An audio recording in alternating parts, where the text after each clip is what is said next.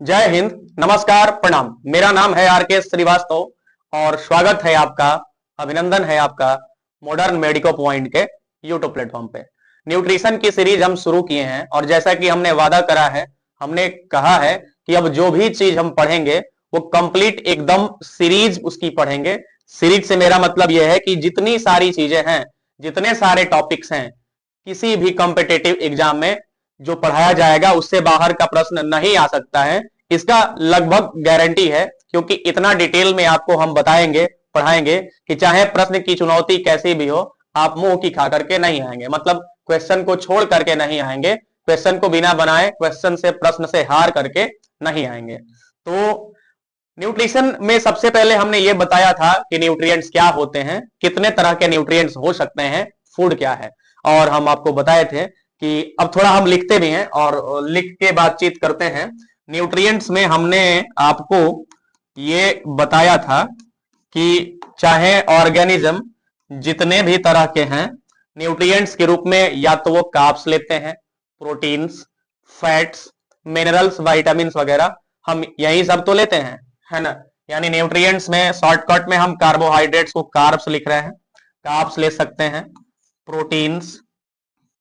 अब हम ये क्यों लिख रहे हैं, थोड़ा सा लिख लेने दीजिए, फिर हम आपको बता रहे हैं। प्रोटीन्स के बाद फैट्स, विटामिन्स, मिनरल्स, यही सब तो न्यूट्रिएंट्स हैं। वाटर और फाइबर को हम मेन न्यूट्रिएंट्स नहीं कहते हैं। फाइबर्स और वाटर जो हैं ये न्यूट्रिएंट्स के कैटेगरी में इसलिए नहीं आते हैं क्योंकि इनकी कोई न्यूट्रिशियस वैल्यू नहीं होती है, लेकिन इन सभी न्यूट्रिशन के बॉडी में प्रॉपर काम करने के लिए जो भी इनका काम है, इन दोनों का होना जरूरी है। यानी अब हमें करना क्या है, एक एक न्यूट्रिशन को डिटेल में पढ़ना है ना। डिटेल में मतलब एकदम डिटेल में। एग्जाम चाहे कोई भी हो, मैंने कई बार बोला है, किसी भी तरह का कोई भी नर्सिंग एग्जाम हो या पीजी लेवल तक का कोई भी यूनिवर्सिटी का एग्जाम हो, इससे बाहर कुछ भी नहीं, कुछ भी नहीं मतलब कुछ भी नहीं। ठीक है, तो अब हम कार्बोहाइड्रेट्स की शुरुआत करेंगे आज और इसको समझेंगे, जानेंगे। इसमें बायोकेमिस्ट्री आएगी, बहुत सारे केमिकल फॉर्मूला वगैरह आते रहेंगे, तो उनका भी समझ रखना, यानी उनको भी समझना हमारे लिए उतना ही जरूरी है क्योंकि प्रश्न उसके अंदर से भी आते हैं। तो अब हम हेडिंग लगाते हैं। I am just putting the heading carbohydrates.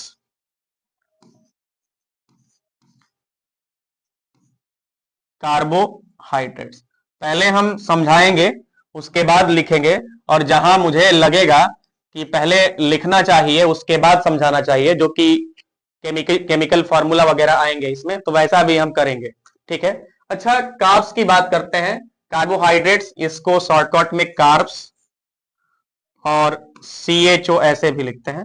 CHO का मतलब यह होता है कि इसमें कार्बन, हाइड्रोजन और ऑक्सीजन होता है, इसलिए हम इसको CHO लिखते हैं। इस बात को हम बताएंगे अभी थोड़ी देर बाद में। देखिए, अब कार्बोहाइड्रेट्स क्या है, तो देखिए ये हमारा मेन कंपोनेंट है डाइट का। ये तो ठीक है, समझने के लिए सही बात है। अब अगर हम टेक्निकली थोड़ा पूछे बायोकेमिकल लेवल पे कि कार्बोहाइड्रेट्स क्या है, कार्ब्स क्या है, तो आप ये कहिएगा कि कार्बोहाइड्रेट्स एक ऑर्गेनिक कंपाउंड है जो कार्बन, हाइड्रोजन और ऑक्सीजन से मिलकर के बना होता है। इस बात को हम लिख रहे हैं और इसके बाद और भी कुछ बातें आपको बताएंगे।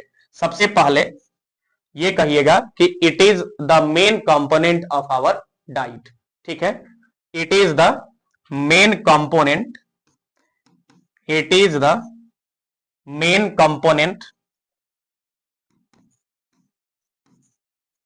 Component of our diet. ये हमारे डाइट का मेन कंपोनेंट है, और मेन कंपोनेंट इसलिए है क्योंकि हम जो भी मेन कंपोनेंट इसलिए है क्योंकि हम जो भी डाइट लेते हैं उसका 50 से 70% बैलेंस्ड डाइट के अनुसार यही होना चाहिए। ठीक है, 50 से 70% हमारे डाइट का ये होना चाहिए।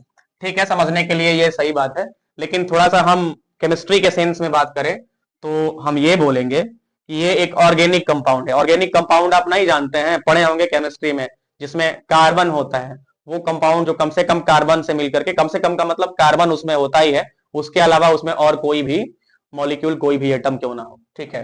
तो कह सकते हैं कि it is an organic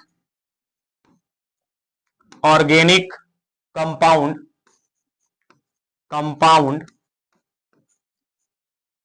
that consist of का मतलब जिसमें होता है, दैट कंसिस्ट ऑफ। अब ये क्या कंसिस्ट करता है, कंसिस्ट करने का मतलब इसमें क्या होता है, इसमें कार्बन होता है, कार्बन को सी लिख दिए, हाइड्रोजन को एच लिखा हमने, एंड ऑक्सीजन को ओ लिखा। लेकिन देखिए इतना से भी मतलब सब कुछ क्लियर मुझे लगता है कि नहीं हो रहा है। अब हमें केमिस्ट्री के थोड़ा और अंदर जाना होगा और समझना होगा।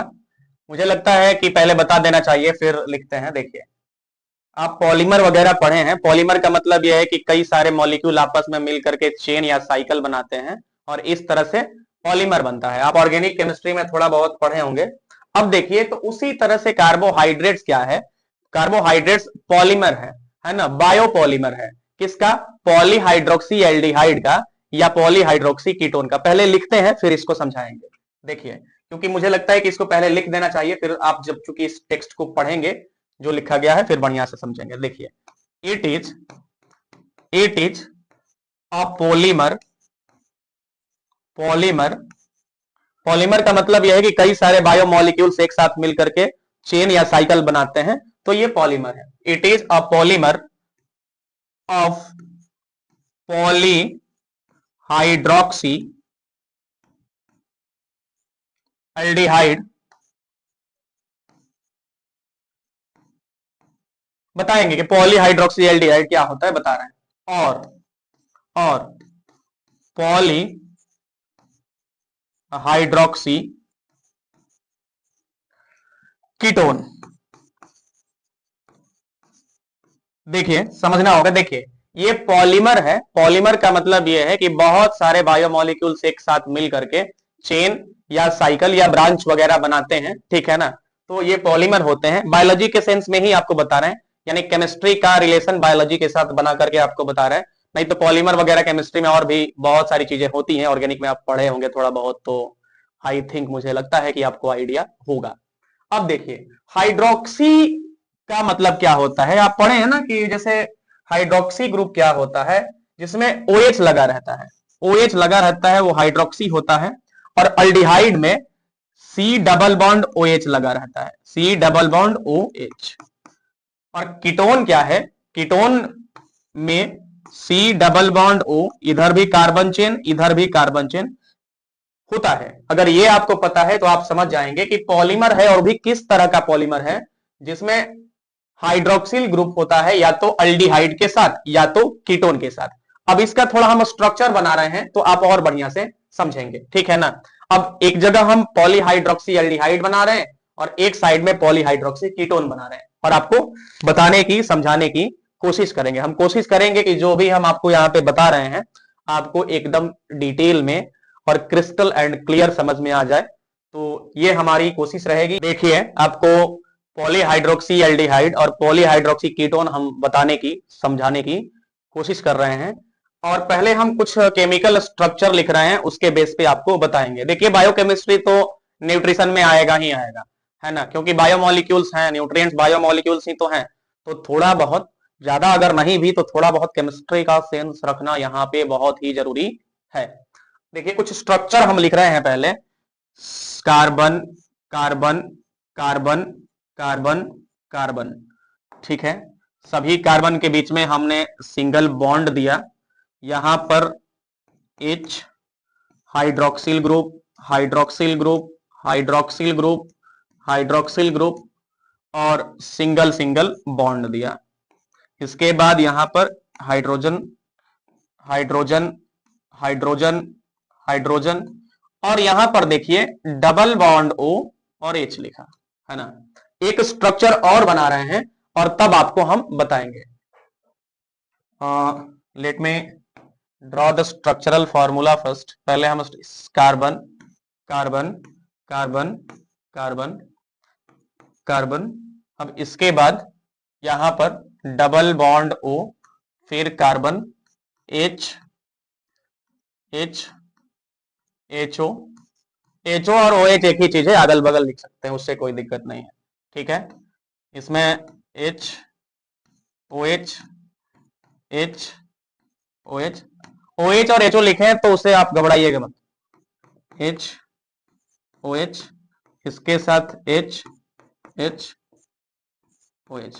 देखिए, अब देखिए ये जो C डबल बॉन्ड OH वाला स्ट्रक्चर है ये अल्डिहाइड का है, और ये जो C डबल बॉन्ड वो वाला स्ट्रक्चर है ये कीटोन का है। आप ये 10th क्लास में भी आपको हम सबको पढ़ना था। अब देखिए ये पॉलीमर तो है और OH OH सब में है, तो पॉलीमर है वो भी हाइड्रोक्सिल ग्रुप वाला, यानी ये पॉलीमर है वो भी पॉलीमर कैसा है, पॉलीहाइड्रोक्सी तो है ना, क्योंकि पॉलीमर है हाइड्रोक्सिल ग्रुप तो है, और चूंकि अल्डिहाइड इसके साथ जुड़ा हुआ है तो ये क्या है, ये 1 2 3 4 5 पेंटोज है, और पेंटोज भी कैसा, पॉलीहाइड्रोक्सी अल्डिहाइड होता है ये। ठीक है ना, पॉलीहाइड्रोक्सी, पॉलीहाइड्रोक्सी, और इसके रहने से, एल्डिहाइड के रहने से इसको हम पॉलीहाइड्रोक्सी एल्डिहाइड कहते हैं। ठीक है, अब देखिए इसकी बात करते हैं। देखिए ना, कार्बन बहुत सारे हैं, पॉली तो है, OH OH कई सारे हैं, तो पॉलीहाइड्रोक्सी तो ये भी है।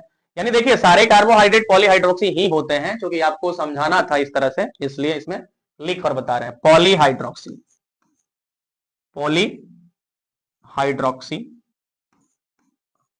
अब आपको यहां पे समझना होगा कि चूंकि कीटोन वाला ग्रुप है तो इसे हम कीटोन लिखते हैं, है ना। दूसरे तरीके से जिसमें कीटोन का फंक्शनल ग्रुप होता है, यानी जिसमें कीटोन वाला फंक्शनल ग्रुप होता है उसको हम कीटोज कह देते हैं। आगे बताएंगे इस चीज को, क्योंकि आप अभी थोड़ा बहुत समझे इसलिए कीटोज बोल देते हैं। और जिसमें एल्डिहाइड वाला होता है इसको एल्डोज बोल देते हैं। क्या बोल देते हैं, एल्डोज। अब हम थोड़ा आगे बढ़ते हैं, तो ये रहा आपका कार्बोहाइड्रेट्स। कार्बोहाइड्रेट्स के ये सारे क्या रहे, मतलब केमिकल बेस पे, केमिकल सेंस पे, केमिकल फॉर्मूला के सेंस पे कहिए, थोड़ा सा स्ट्रक्चर। अब हम फिर आते हैं अपने पहले वाले स्लाइड पे, कार्बोहाइड्रेट पे। देखिए, it is the main component of our diet, लिखे हैं कि नहीं, it is the main component, it is the main component, main component दो बार लिखा गया है, इसको काट देते हैं, ऑफ आवर डाइट। ये हमारे डाइट का मेन कंपोनेंट होता है। ठीक है, इसमें कार्बन, हाइड्रोजन और ऑक्सीजन होते हैं। अभी आपको हम बताएं कि पॉलीहाइड्रोक्सी एल्डिहाइड या पॉलीहाइड्रोक्सी कीटोन कहते हैं। अब देखिए, इससे भी पहले हमको यह जानना था कि कार्बोहाइड्रेट को हम सैकेराइड्स के नाम से या शुगर के नाम से जानते हैं, यानी it is also known as, एक का मतलब ऑल्सो नोन एज, क्या बोलते हैं इसे, सैकेराइड्स, सैकेराइड्स और शुगर। कार्बोहाइड्रेट को ही हम शुगर या सैकेराइड्स के नाम से भी जानते हैं, और शुगर। ठीक है, तो शुगर, सैकेराइड्स, इसमें कार्बन, हाइड्रोजन, ऑक्सीजन होता है, ये हमारे डाइट का मेन कंपोनेंट है। सब बातें समराइज करके एक बार, ये पॉलीहाइड्रोक्सी एल्डिहाइड या पॉलीहाइड्रोक्सी कीटोन हो सकता है। एल्डिहाइड वाले फंक्शनल ग्रुप को हम एल्डोज बोलेंगे, और कीटोन वाले फंक्शनल ग्रुप को आप कहेंगे कीटोज। ये बात हम यहाँ पे लिख चुके हैं, आपको बता चुके हैं। अब हम इसके, ये तो पहला स्लाइड था हमारा जिसमें हम कार्ब्स को उठाए थे न्यूट्रिएंट्स में। अभी आगे बहुत सारी चीजें पढ़नी है, और मुझे लगता है कि कम से कम कार्बोहाइड्रेट्स पे 10 वीडियो तो बनेंगे ही बनेंगे। अब हम एक ही वीडियो में सब कुछ समझा और बता तो सकते हैं, लेकिन काफी बड़ा हो जाएगा, और थोड़ा सा बड़ा मास्टर वीडियो देखने में उबाऊ लग जाता है। ठीक है ना, कितना मतलब बड़ी चीजें हैं तो छोटे छोटे बीट में उसको करिए, आसान लगेगा। 20 किलोमीटर का रास्ता तय करना है तो दिमाग में ये नहीं रखना होता है कि 20 किलोमीटर में चलना है, दिमाग में ये रखना होता है कि 1-1 किलोमीटर 20 बार चलना है। 2-2 किलोमीटर 10 बार करना चाहिए। काम अगर बहुत बड़ा हो तो आप उसको छोटे छोटे टुकड़ों में बांट लीजिए। यही तरीका है किसी भी चीज को आसान करने का, काम को आसान करने का, किसी भी चीज को क्या। अब हम कार्बोहाइड्रेट्स के, शुगर के, सैकेराइड्स के टाइप के बेस पे बात करेंगे। पहले हेडिंग लगाते हैं, types of carbohydrates. Types of carbohydrates.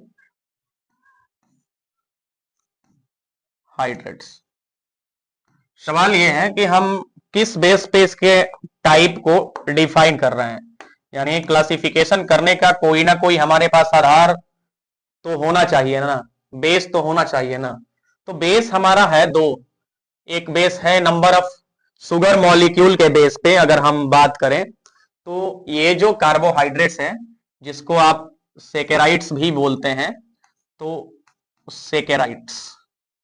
अब देखिए शुगर मॉलिक्यूल कितने हैं, शुगर मॉलिक्यूल एक है या एक से अधिक है, 10 है या 10 से कम है, इस बेस पे हम इसको बांटते हैं। अब एक सवाल है कि सर एक, भाई एक के बाद 2 3 4 आप नहीं बोले, एक के बाद सीधे 10 या 10 से अधिक बता रहे हैं इस चीज को। देखिए सेकेराइड्स को हम इस बेस पे बांटते हैं कि शुगर के मॉलिक्यूल इसमें कितने हैं। अगर पहले हम लिख रहे हैं मोनोसेकेराइड्स, मोनोसेकेराइड बताएंगे आपको, पहले लिख लेने दीजिए मोनोसेकेराइड्स।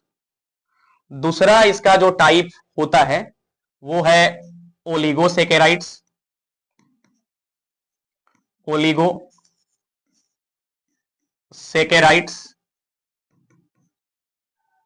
और तीसरा पॉलीसेकेराइड्स। कौन सेकेराइड्स? पॉलीसेकेराइड्स। ये किस बेस पे बांटा गया है आपको हम बता रहे हैं, बताएंगे ही तुरंत। पॉलीसेकेराइड्स। देखिए शुगर मॉलिक्यूल के बेस पे अगर किसी सेकेराइड में केवल एक शुगर मॉलिक्यूल हो, only one sugar molecule, only one sugar molecule, one sugar molecule हो, ठीक है ना, वन शुगर मॉलिक्यूल, मॉलिक्यूल लिख रहे हैं ऐसे, थोड़ा सा दम धरिएगा, स्याही को चेंज करना होता है जब कुछ अलग बातें लिखनी होती हैं तो। मॉलिक्यूल देखिए, तो इसके एग्जाम्पल क्या क्या हो जाएंगे। ये सबसे सिंपलेस्ट शुगर होता है क्योंकि मॉलिक्यूल कम है, सिंपलेस्ट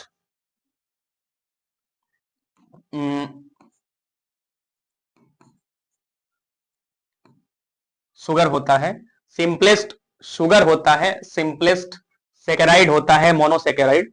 इसके एग्जाम्पल जो हो जाएंगे, ठीक है, इसके एग्जाम्पल में आप ग्लूकोज कह लीजिए, ग्लूकोज हो जाएगा,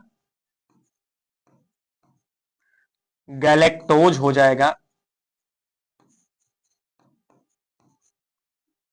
फ्रक्टोज हो जाएगा।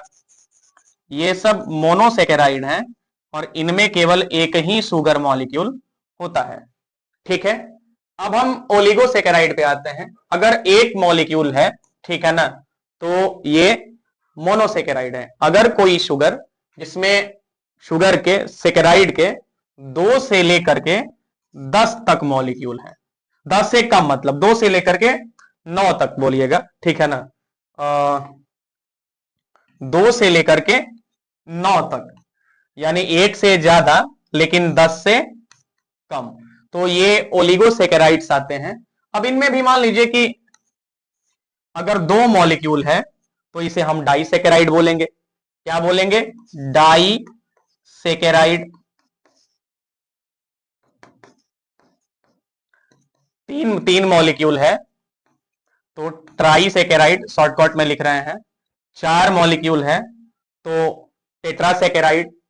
5 मॉलिक्यूल है तो पेंटासेकेराइड्स बोलेंगे, पेंटासेकेराइड। ये जो मोनो डाई ट्राई टेट्रा चलता है ना, ये तो चलेगा जैसे चलता है, ठीक है ना, प्रीफिक्स के रूप में, और रूट वर्ड इसका जो मेन वर्ड है सेकेराइड है। अब डाइसेकेराइड का एग्जांपल क्या क्या हो सकता है? डाइसेकेराइड का एग्जांपल बता रहे हैं आपको इस डाइसैकेराइड का एग्जाम्पल हो सकता है, रुकिए थोड़ा सा इसको ऊपर करने दीजिए, माल्टोज हो सकता है। ये सब कुछ हम लोग को स्पेसिफाई करके अलग अलग पढ़ना है। अलग अलग का मतलब अब हमें मोनोसेकेराइड अलग पढ़ना है, ग्लूकोज अलग पढ़ना है, गैलेक्टोज अलग पढ़ना है, सुक्रोज आगे बताएंगे वो अलग पढ़ना है, तो ये सब चीजें अलग पढ़नी है। डाइसैकेराइड में एग्जाम्पल के रूप में आपका हो सकता है माल्टोज। माल्टोज जो ग्लूकोज और ग्लूकोज के मिलने से बनता है। जब ग्लूकोज और ग्लूकोज मिलेंगे तो ये माल्टोज बनता है। लेबोरेटरी में भी इसको बना लिया जाता है ग्लूकोज के मॉलिक्यूल का रिएक्शन करा करके, और भी तरीके हैं। इसके बाद अगर आप लैक्टोज कहिए, लैक्टोज, गैलेक्टोज नहीं, लैक्टोज, तो लैक्टोज डाइसैकेराइड है जो एक ग्लूकोज और एक गैलेक्टोज के मिलने से बनता है ना। तीसरा एग्जाम्पल आपका हो सकता है सुक्रोज, ठीक है, इसमें लिख देते हैं जो ग्लूकोज, एक ग्लूकोज का मॉलिक्यूल और एक गैलेक्टोज मिलता है तब जाकर के ये बनता है, ठीक है। सुक्रोज इसका एग्जाम्पल हो सकता है।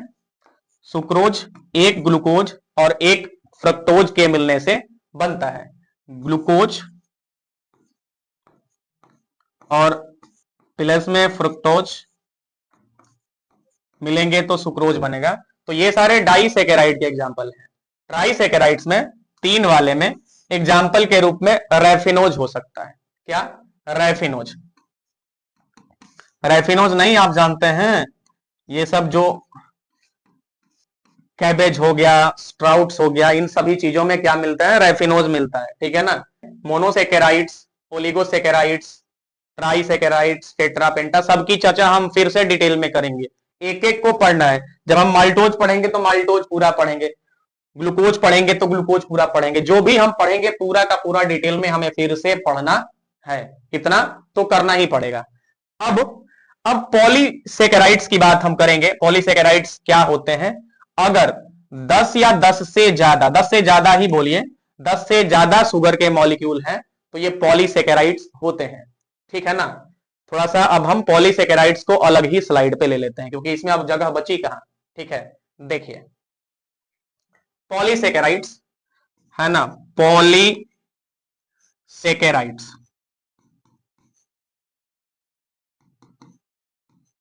10 से ज्यादा शुगर मॉलिक्यूल अगर जिसमें होंगे, वो शुगर मॉलिक्यूल 10 से ज्यादा होंगे तो they will be known as polysaccharides. और ये पॉलीसेकेराइड्स भी दो तरह के होते हैं।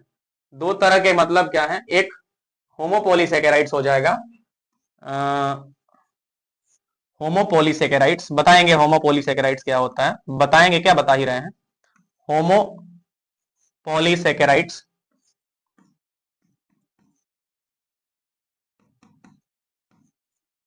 और होमोपॉलीसेकेराइड्स में देखिए इसमें एक ही तरह के शुगर मॉलिक्यूल होते हैं।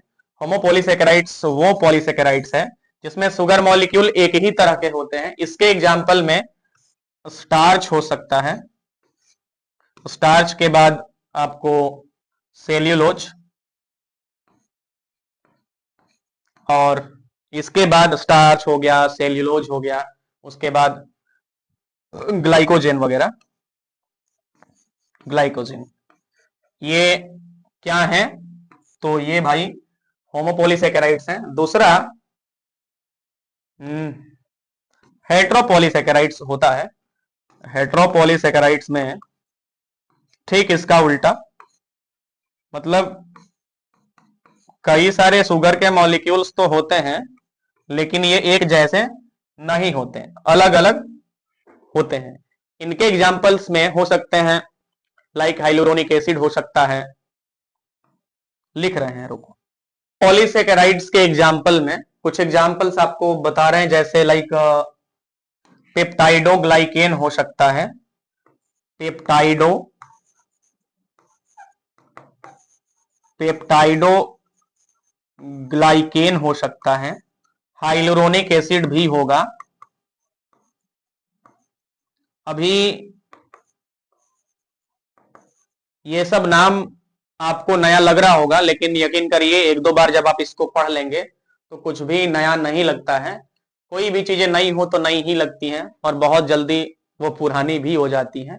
तो आप एक बार याद कर लीजिएगा। याद करने के लिए बहुत बड़ा कोई टेक्निक वगैरह नहीं लगाना, थोड़ा सा कंसंट्रेट करके हमको पढ़ना होता है, समझना होता है। हाँ, एक बात है कि आज जिस सोशल मीडिया के चपेट में हम आए हुए हैं, जिस सोशल मीडिया दुनियादारी की बेड़िया जंजीर हमारे हाथ पैर दिमाग पे खास करके लगा हुआ है कि हम 10 सेकंड किसी रील्स पे कंसंट्रेट नहीं कर पा रहे हैं, उस वक्त में, उस दौर में हमें कंसंट्रेट करना हो अगर 3 से 4 घंटा किसी टॉपिक पर, तो चुनौतीपूर्ण तो है, कठिन तो है, लेकिन आपको हमको सबको समझना होगा कि ये कंसंट्रेशन हमारे करियर के लिए कितना जरूरी है।